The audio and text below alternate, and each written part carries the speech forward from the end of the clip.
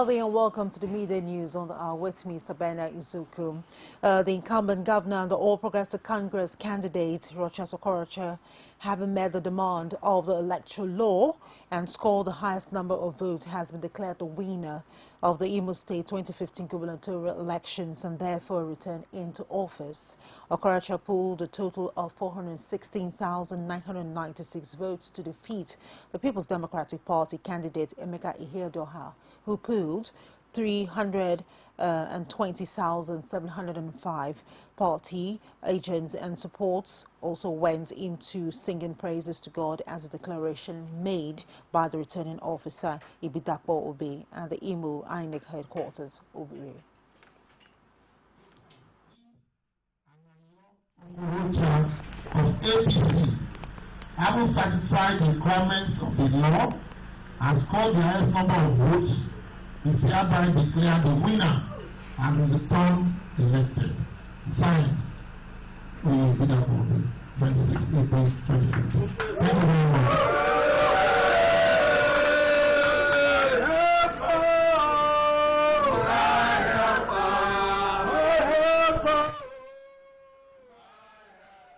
Dr. Okezie Ikpezu of the People's Democratic Party in Abia governorship rerun has also declared winner in the Saturday make-up elections in Abia State. The PDP candidate, who had earlier pooled 248,459 votes ahead of his All-Progressive Grand Alliance counterpart, Dr. Alex Oti, who scored 165,406 votes out of the 439,454 total votes cast during the April 11 polls, eventually returned elected after the Saturday supplementary elections. The rerun was held in 299 polling units across 9 local government areas in the state. And to Taraba State, also we have it that the governorship of the PDP, Dr. Ishako, is coasting to victory in the rerun election ahead the APC Senator Al Hassan. And we'll bring you more on this in a subsequent bulletin. And away from that, to Ekiti State, where we have the supplementary poll held in 22 polling units in Elejemeje constituency in Ekiti State, was greeted with low voters turnout, and the election, which was declared inconclusive due to violence that erupted on the 11th of April, also saw a heavy presence of security forces, something most people say is responsible for the voters' apathy witnessed in the supplementary polls. Our correspondent Rashid has more. The supplementary poll is being held at 22 polling units cutting across Iyekiti, Iludun, Ewu and Edaunio, part of the towns making up Ilejemeje constituency. Being a rerun in few polling units, all attention was shifted to the area in terms of mobilization and security. With these arrangements, however, low turnout of voters were recorded in polling units visited at the time of accreditation and voting. The unruly activities of some security agents, particularly Department of State Securities, did not help matters. You want to fight the media? You want to fight with security?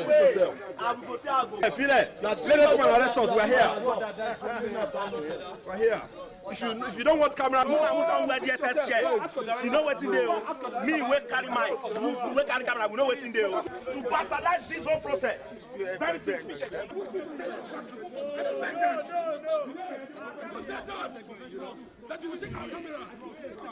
The All Progressives Congress were quick to attribute low turnout to the intimidation by security agents, but the PDP is handy to exonerate the security forces of any wrongdoing. There have been a lot of shootings overnight all through, and this has created a lot of panic and fear in the minds of the people. Why they shooting bats? When you hear gun in the night, someone must be hunting in the bush. Do you see blood in the town? Don't leave that alone, my brother. Even as voting and counting done, candidates expressed their reactions to the whole process. The people's will should be allowed to prevail. What happened 2 weeks ago is least expected, when PDP agents and thugs were kidnapping ballot boxes. We don't want all these things again.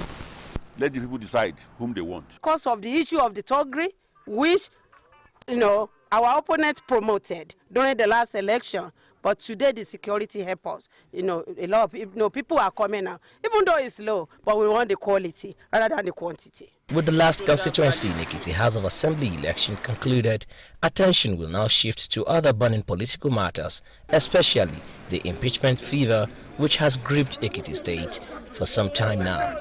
You want to fight with security? Rashid, CoreTV News.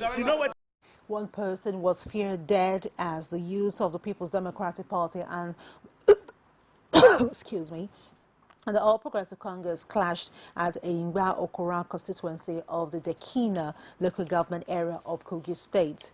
The clash occurred during the supplementary election in the some wards and polling units across 6 local government areas of Kogi State. One person, Ibrahim Oyubo, 26, was said to have died, while several others sustained various injuries of gunshot wound during the confrontation. The candidate of the PDP in Ngba Okora constituency, Al Hassan Ogu, said Oyubo was his cousin. According to Ogu, the young man was with him in the house when gunmen on motorcycles, numbering about 10, stormed his residence. He alleged that they shot sporadically at his residence for a long time and later shot Oyubo dead on the spot. He added that the riot police on patrol later dislodged the assailant was John Makolo. The media officer to the APC candidate Abdullahi Bewa said he was unaware of the attack. He challenged Ogu to identify the attacker, saying if the attack occurred, Ogu should be able to name Oyubo killers. The Kogi State Police Public Relations Officer Shola Adebayo, however, confirmed the incident.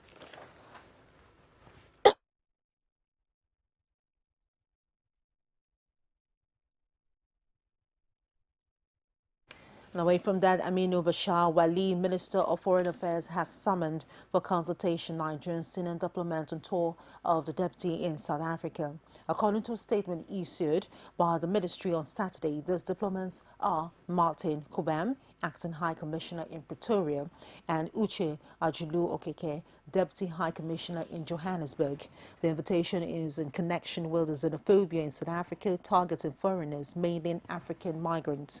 It will be recalled that the current attack began about 3 weeks ago and have so far claimed 7 lives, caused the destruction of properties and created fear and uncertainty in the minds of African migrants and the former apartheid enclaves. Jacob Zuma, President of South Africa, condemned the attack in the statement presented to South African National Assembly.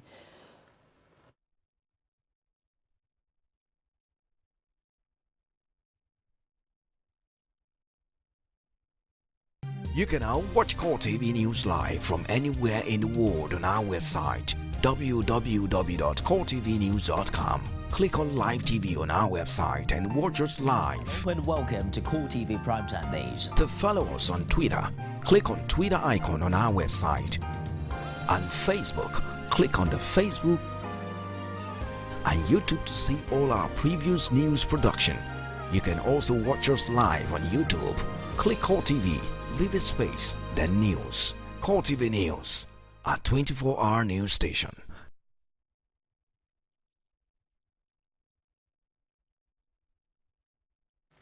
Welcome back to the media news. And away from that, President Goodluck Jonathan wants Nigerian spouse and current leaders to learn from the lifestyle of a former head of state, Yakubu Gowon, and the former head of the Interim National, Ernest Shonekom.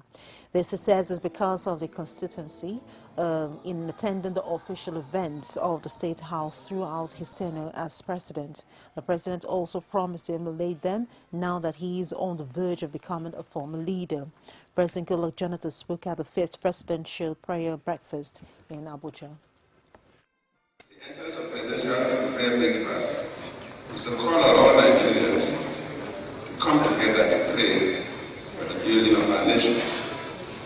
And as a country, when we talk about building the country, you will just relate it to when Nehemiah wanted to build the walls of Jerusalem after captivity and the walls were destroyed. Continue to pray for the country, and of course pray for the incoming government, as also pray for us who are living, to have the opportunity to serve humanity in different phases. For me, I have thanked God and and to thank Nigerians for the privileges and opportunities given to me in these past 16 years. I served my state as a deputy governor and a governor for 8 years in government house in Lagos. And I came here in the state house, Abuja, served the country as a vice president, as a president. That is a reasonable length of time. So I have to thank God first because if God did not will to lead our country, and to thank Nigerians for the support for me in this period. I will continue to do my best as I'm gradually joining Yakubu and Shelek.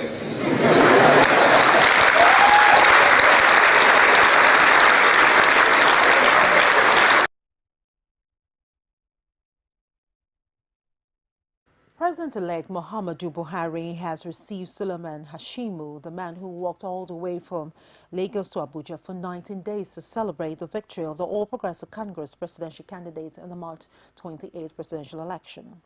Hashimu told the president-elect that he embarked on the journey to fulfill a vow he made to God years ago, that he was going to a journey by foot to Abuja from whichever part of Nigeria he was if Buhari is elected president. Buhari expressed delight over the man's feat, adding that he, like most Nigerians, heard about the trekker's journey and the goodwill he enjoyed along the way. While responding to questions shortly afterwards, Hashimu explained that from Lagos he passed through Kwara and Niger State before arriving Abuja. You're quite generous to help you to for more pairs of shoes. Thank you very much indeed. I made this promise 2 years ago that if General Buhari should win the election 2015, I will trek from Lagos to Ibadan. And that is my mission, and I made a promise and I fulfilled it. Lagos to Abuja. You know, I'm based in Ibadan, and I started my journey from Lagos because Lagos is the most popular city in Nigeria, and I started from the popular junction, which is Bega. If you know Lagos, you know Bega. When I want to start this journey, it's a promise between me and my God. I don't want anybody to believe me or not. That is why I did not put any evidence down. I left Lagos because I made a promise between me and my God to fulfill my promise.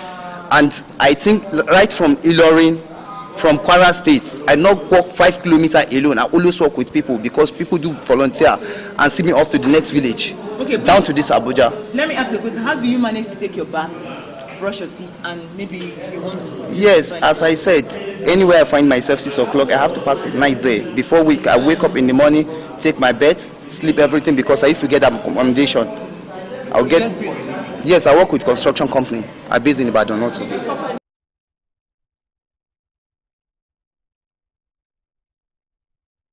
The people of Oyo State have ascribed the second-term victory of the incumbent governor in the state as a reward for hard work and quality leadership.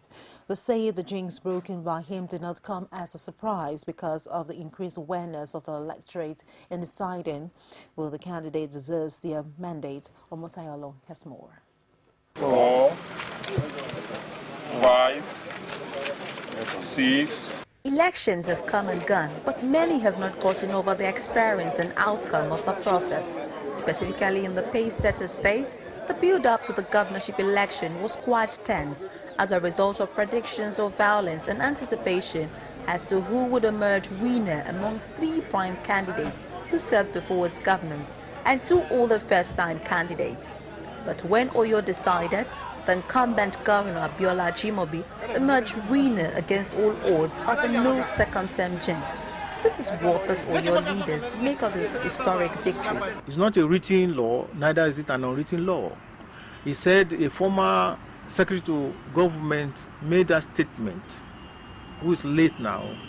So there is nowhere that it is written that no, Ibadan indigenes will not become governor twice.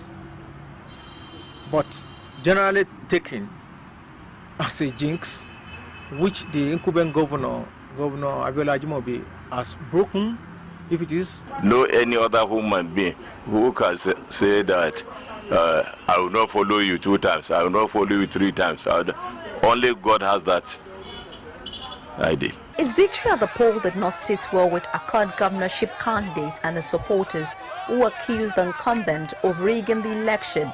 But on the other end, these indigents say the incumbent governor deserves the victory, as they advised the grieved candidate to desist from the cause of violence and allow the interest of the state supersede personal gains. I've always said it, more than any governor in this state, Senator Abiola Ajimabi has performed wonderfully well, and he deserved the victory. Violence does not pay.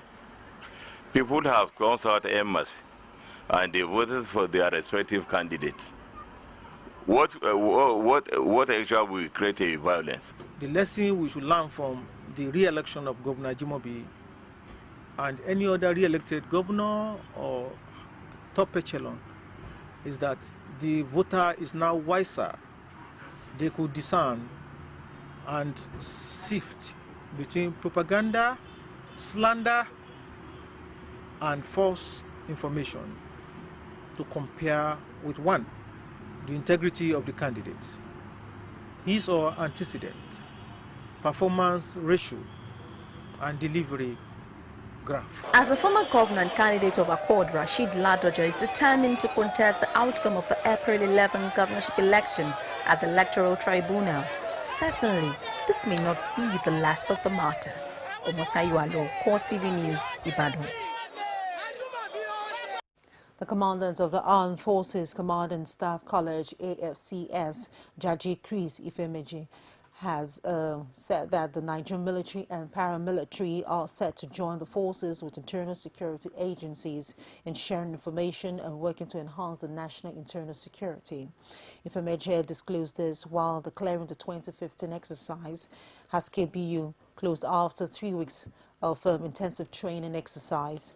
Usually, the Husky BU is an annual event organized by the Armed Forces Command and the Staff College AFCSC headquarters. It also provides a platform for the cross-fertilization of ideas, allowing all stakeholders in the national security architecture to develop new ideas.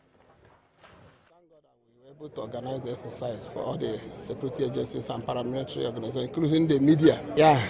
Because from the results we are achieving in the Northeast, as you may have known, we are almost at the end of the operation in wiping off the insurgents and then bringing everlasting peace to the nation. The single largest and perhaps the most important organization in internal security operation, which is the Nigerian police, however, did not participate for the 3rd year running. The Nigerian Union of Journalists was also visibly absent, though we have a representation from the Federal Radio Corporation. And we have been able to be enlightened that it is not only the military that has a role to play, neither is it with the paramilitary organizations, but the media has a key factor in terms of propagating the fight against insurgency. It has really enlightened us all about interagency synergy, most especially in terms of that is in a disaster, so to say, that is in internal security and low internal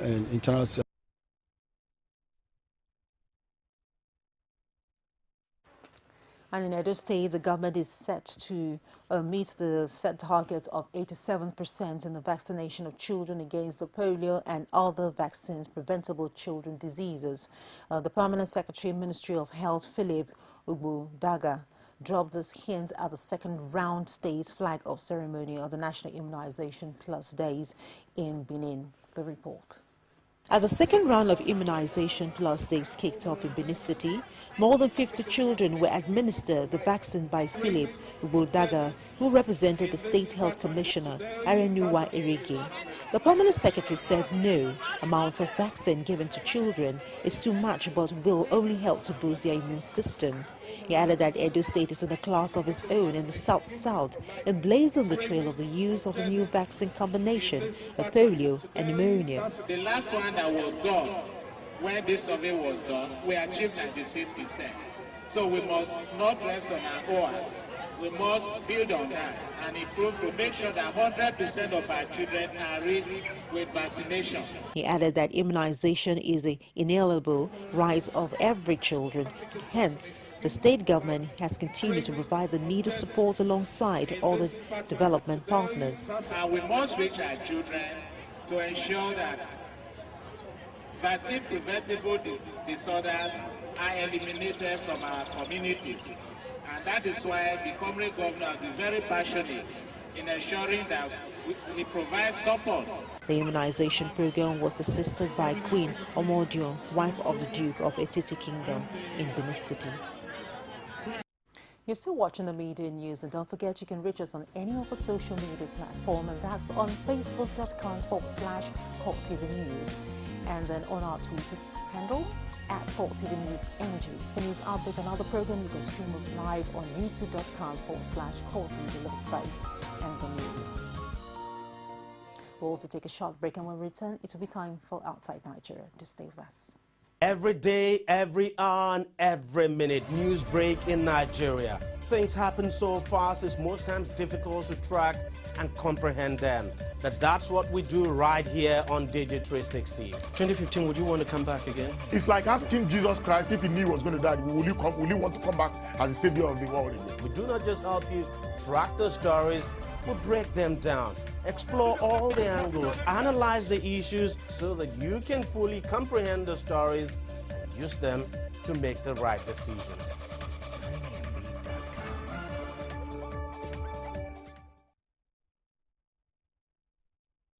Welcome back. And outside Nigeria, 876 people were found dead and in a powerful earthquake in Nepal, with many more feared trapped under the rubble, the official says. The U.S. Geological Survey says 7.8 magnitude quake struck an area between the capital, Kathmandu, and the city of Pokhara. The tremor were felt across the region, with further loss of life in India, Bangladesh, and on Mount Everest. The government has declared a state of emergency in the affected areas. Nepali Information Minister Minendra Rijal says there had been massive damage at the epicenter, from where little information is emerging. Rescuers are digging through the rubble of collapsed buildings in the capital, trying to reach survivors. A number of historic buildings have been destroyed. Among those wrecked was the landmark Darahara town, with many feared trapped in its ruins. After the earthquake struck, frightened residents came out into the streets. Mobile phones and other communications have been disrupted. And that's it on the media news. Do join us at the top of the hour for more. I am Sabine Yusuf, and thank you for watching.